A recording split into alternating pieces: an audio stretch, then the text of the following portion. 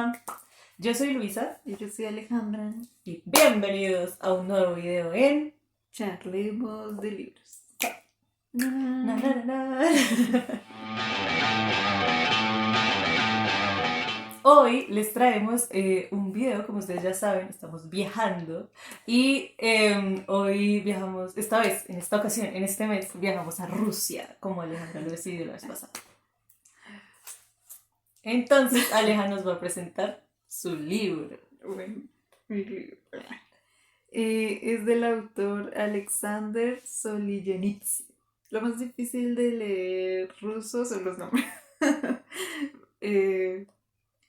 El Alexander Solzhenitsyn es un ruso, escritor del siglo XX, crítico de la Unión Soviética y fue preso 11 años, como del 45 al 56 creo que porque en sus escritos hacía una crítica a los campos de concentración de la Unión Soviética.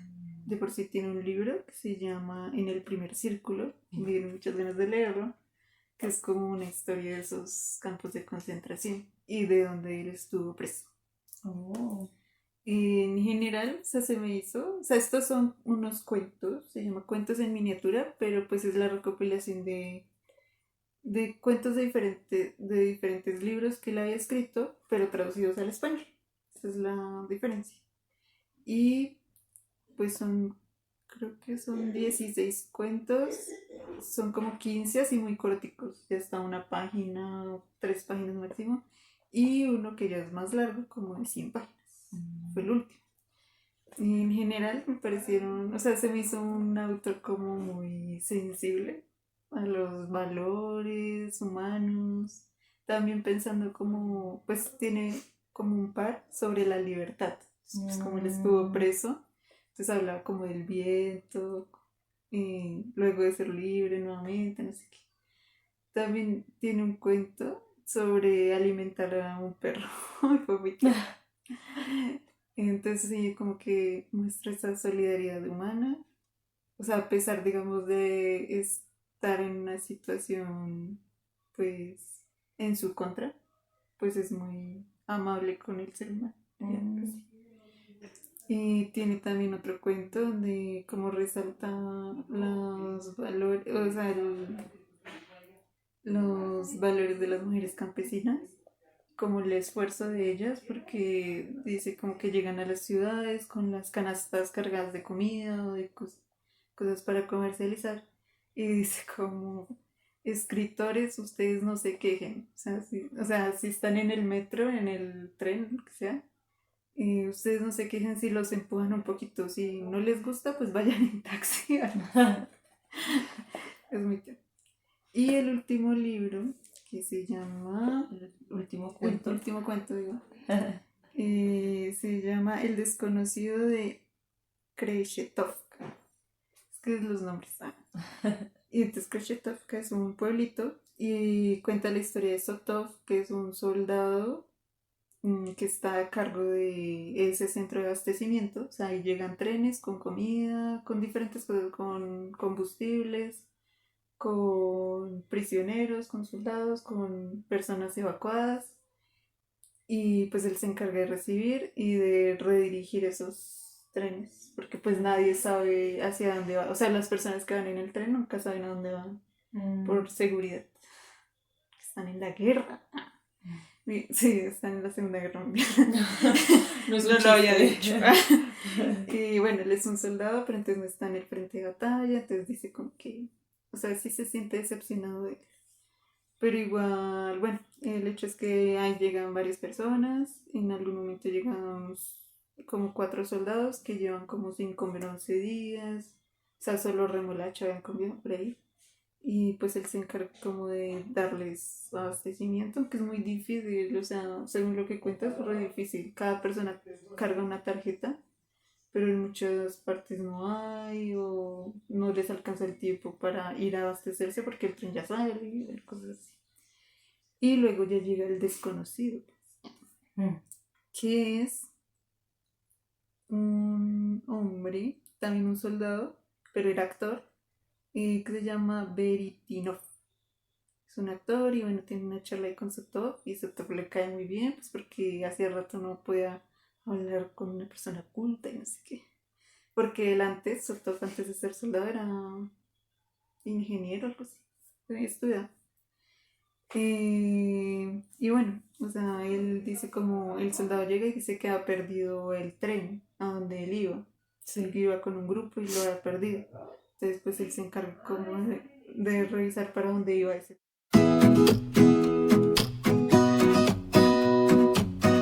Y el Veritinov, pues o sea, como que se hacen cercanos por un tiempo, igual, o sea, como que el cuento igual transcurre como en un día. O sea, en ese mismo día llegan esos varios vagones, unos se van, otros llegan, no sé qué. Y pues ahí se hace como, o sea, Sotov como que le agarra mucho cariño en ese momento, pero después pasa algo y no se les puede decir porque no puedo. Y yo ya quería. No, léanselos.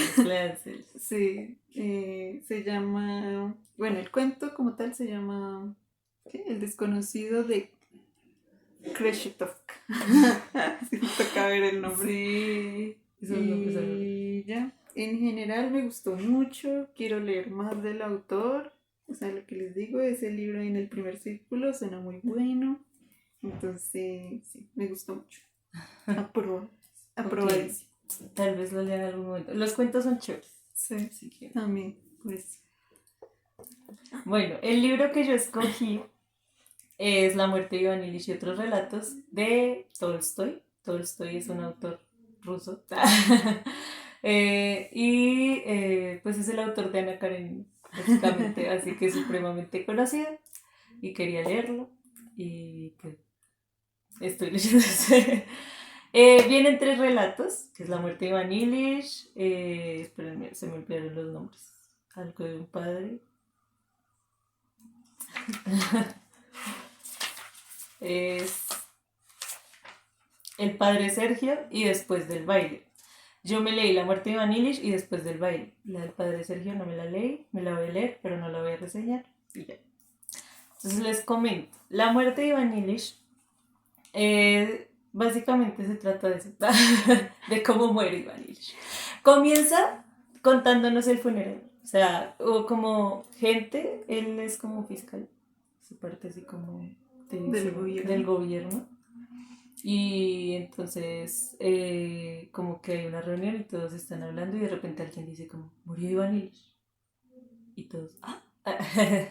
Pero entonces, o sea, como que todos ya lo veían venir y todos, entonces como que pensamos como, seguro estaba enfermo, nosotros como lectores. Y entonces un señor va, que es Piotr Ivanovich, creo que es, pero no me acuerdo, es ni idea. Un ruso. De sus amigos.